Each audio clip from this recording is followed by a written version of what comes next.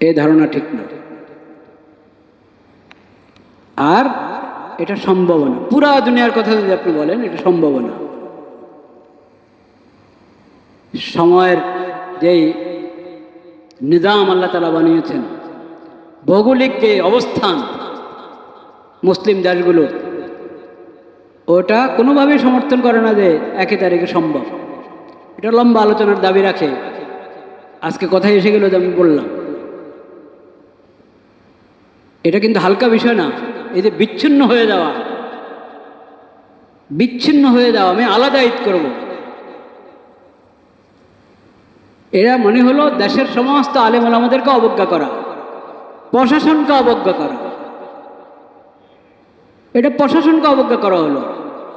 প্রশাসনের পক্ষ থেকে একটা হেলাল কমিটি আছে, নতুন চাঁদ দেখা কমিটি আছে, তারা ফয়সালা করছে। সেই কমিটির মধ্যে ওলামায়ে কেরাম আছেন। ওখানে ফয়সালা হচ্ছে, আপনি যদি আরেকদিন আগে করেন তো এই ফয়সালাকে অবজ্ঞা করলেন। এটা কি মানে দেশকে এবং সরকারকে অবজ্ঞা করার আওতাতে আসে না আসে না? আসে।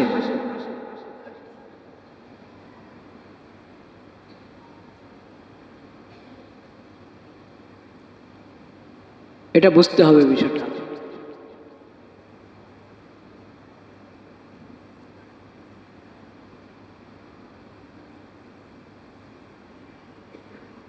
যারা এরকম আবেগী মানুষ, তাদের আচরণটাও দেখার মতো। এই 2-3 বছর আগে কি ঘটেছে, একবার সৌদিরও আগে করেছে, একবারে বিশ্বের প্রথম দেখা হিসেবে ওনারা করবেন। সেই দেখা হিসেবে নিজেরা ঈদ করে ফেলেছে। ওই দিন সৌদি আরব ঈদ হয়নি, পরের দিন আবার সৌদি আরব সাথে ঈদ করেছে, পরের দিন আবার সৌদি আরব সাথে ঈদ করেছে। তো তৃতীয় দিনও করতা দেশের সাথে আরেকবার করতা। এটা কোন তামাশা বলেন? এটা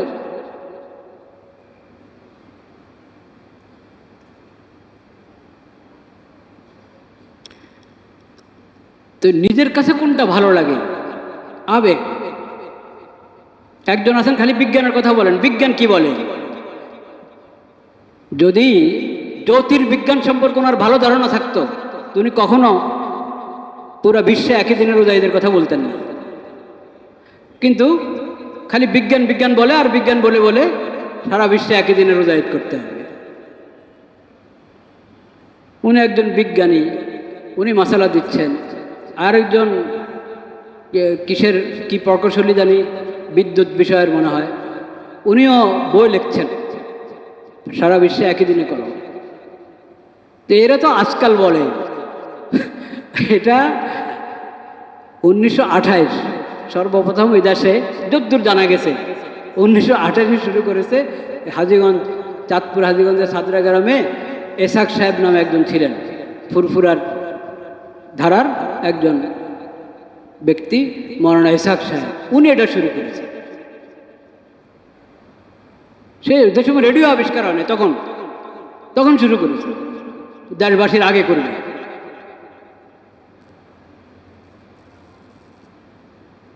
এখনো না আপনি বলবেন যে আমরা খবর জানি, অন্য জায়গার খবর জেনে ফেলেছি, এখন আমরা কি করবো? আরাফা আমাদের এখানে 8 যুলহজ্জা চলছে, আর হাজিরা আরাফাতে অবস্থান করছে। তো এটা যদি আরাফার রোজা হয়, তাহলে তো আমরা আজকে আমাদের 8 যুলহজ্জা হলো আজকে রাখা দরকার আরাফার রোজা। আরাফার দিন মানে হলো 9 যুলহজ। আরাফার দিন মানে কি? 9 যুলহজ। ওখানে 9 যুলহজ তারা আরাফার উকুফে আরাফার দায়িত্ব ফরজ আদায় করছে। আপনার এখানে 9 যুলহজ হয় নাই, আপনার এখানে যখন 9 যুলহজ হবে তখন আপনি 9 যুলহজের রোজা রাখবেন।